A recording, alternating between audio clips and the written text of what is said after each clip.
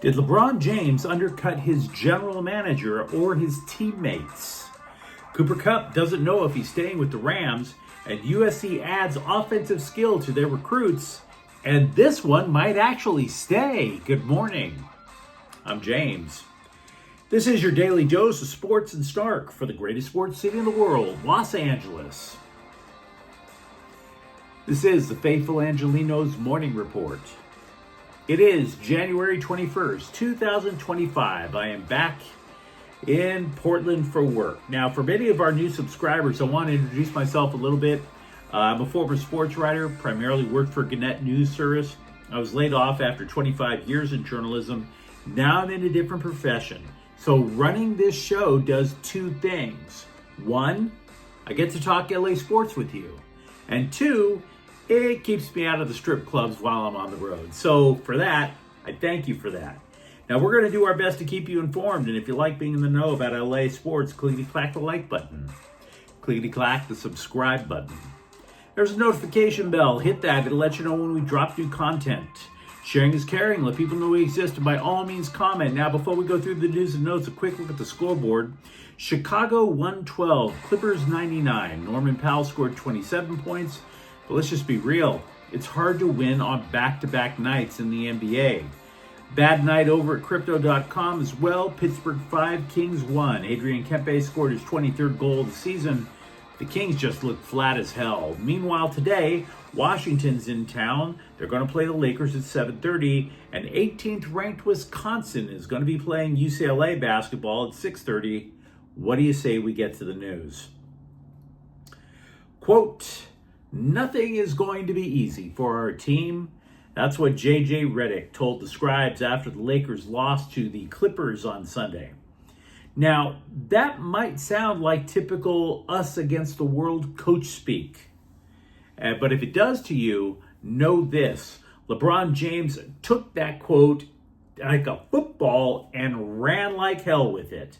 He appears to be looking for scapegoats in his career once again. Said LeBron, quote, "That's how our team is constructed. We don't have room for error, for much error. We have to play close to perfect basketball," unquote. And if you have a coin, take a moment, flip it. That's how I guess we would decide if that is a slap at either GM Rob Pelinka or his own teammates. That's how our team is constructed. Okay. Now, if it sounds like Pelinka, and it kind of does, I want to be fair because I wish the scribes had brought up, well, dude, you do know that this team was constructed to add your son to the roster. Do you remember that by any chance? They basically made sure your son was on the roster, my dude. Maybe not slam the guy that badly. Now, for his part, Redick agrees that the Lakers roster is not ideal, but then he followed up by filling that septic tank with more coach speak. Quote, "We don't have a huge margin for error, nor can we create that margin organically. We don't have a guy on our team that's necessarily going to always draw two to the ball. We don't have a guy on our team that's going to be able to get past his guy one-on-one and get to the paint and spread it out to the perimeter. Like, that's just not our team," unquote. But now that the season is a little over halfway over, I have to repeat the question. Is it on the roster or is it on the coach? Coaches used to tell me when I was a scribe that talent dictates what you do.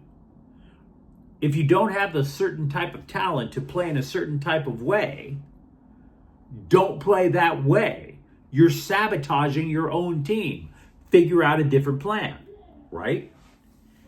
So here is where the offense for the Lakers stands. Now, not in terms of who scores the points, but in terms of philosophy, where the Lakers are getting their shots. The Lakers rank in the 20s of the NBA in drives to the lane, catch and shoot threes, 3-point attempts overall, and pace. They don't run. They don't run. They don't slash to the rim. And they don't like to shoot outside. This is all stuff that Redick wanted, right? Especially the shooting outside part. What do they do a lot? Well, they're 7th in the league in posting up. They are 3rd in the number of pick and rolls that they run. Now, I bring up that last one because the pick and roll has been LeBron James's signature play for years. So wouldn't that imply that there's a disconnect between the players and the coach? I'm not suggesting that they've turned on Redick. I'm just basically saying that Redick is trying to install an offense that maybe his players simply aren't willing to run. Or they're not comfortable in running, and then they fall back into their old habits. Is there a disconnect? Is there a monkey in the wrench? It's like asking for gefilte fish on Passover and getting a ham sandwich. It's something wrong, fundamentally wrong with the Lakers. You tell me what you think it is. Cooper Kupp said he will play next year, but whether that'll be with the Rams is beyond his control. He told the LA Times he would love to be in LA, but, quote, I don't have any clarity, unquote. If he actually does split, it's going to bring a question. Where does Cooper Kupp rank in terms of the all-time wide receivers for the Rams? Right? I mean, recall, this team did play in St. Louis when they were the greatest show on turf, with players like Isaac Bruce and Torrey Holt. You could go back even further than that and throw names out there of wide receivers who put up massive numbers while with the Rams. Flipper Anderson comes to mind. But Kupp won the receiving triple crown in 2001. Most receptions, most receiving yards, most touchdowns. That same year, he was named the Super Bowl MVP because he caught the winning touchdown pass in the last minute of the game. Fast forward now, he's got 2 years left on his contract extension that he signed back in 2022. $5 million is guaranteed in 2025. Now, if the Rams cut Kupp this offseason, they would save $15 million in cash and $7.5 million against the salary cap. But that would depend on when they release him as well. If the Rams cut him after June 1st, they would absorb $22.2 million in dead money. It would be due to the remaining prorated portions of the signing bonus and the $5 million of his roster bonus. So it's a thing. It's a question. Because, Puka Nacua has developed quite nicely. But isn't one of the reasons Puka Nacua is so effective is because the defense still has to respect Cooper Kupp? Now, since 2021, Kupp has been injury prone. He missed 4 games this season with an ankle injury. Look, he was talking about wanting to play in LA. Even if he gets cut by the Rams, I think you might be understanding where I'm going with this one. There's still a team in LA with exactly one legit wide receiver on the entire roster. I mean, seriously, you just take a peek inside the Chargers wide receiver room. Ladd McConkey looks like the meme of Will Smith in the final scene of The Fresh Prince of Bel-Air. Pretty lonesome. Also with the Rams, Jared Verse tried to make nice with Eagles fans after the Rams were eliminated. You might recall last week he told the Times that even the sight of green and white puts him in an apocalyptic rage. But there were clips on the social medias of him taking a lap around the stadium in Philadelphia, saying hello to the same rogues gallery that would make Batman a little frightened. Verse said that he actually likes Philly fans embracing the role of villains. Gotta respect keeping it real, I guess. Even if it's really evil. Now, for his part, Eagles defensive tackle Jalen Carter had a conversation with Verse before the game and said afterward, quote, "It's still cool. I love his game. He's a baller," unquote. Which, by the way, is true. Verse did ball out. He had 2 sacks. USC has added yet another recruit to the class of 2025, and the best part is we can be somewhat confident that Cam Sirmons will stick to his word because he's not from Florida or Georgia, like most of the recruits who went back on the Trojans were from. Sirmons is a wide receiver from Rancho Cucamonga. He is the brother of 2026 5-star cornerback commit RJ Sirmons. He is also the son of a guy who played for the Trojans in the 1990s, Rodney Sirmons. And I kind of hate what I'm about to say. Actually, I deeply hate what I'm about to say, but sir, you went to USC and the best that it could get you was the Inland Empire? Really?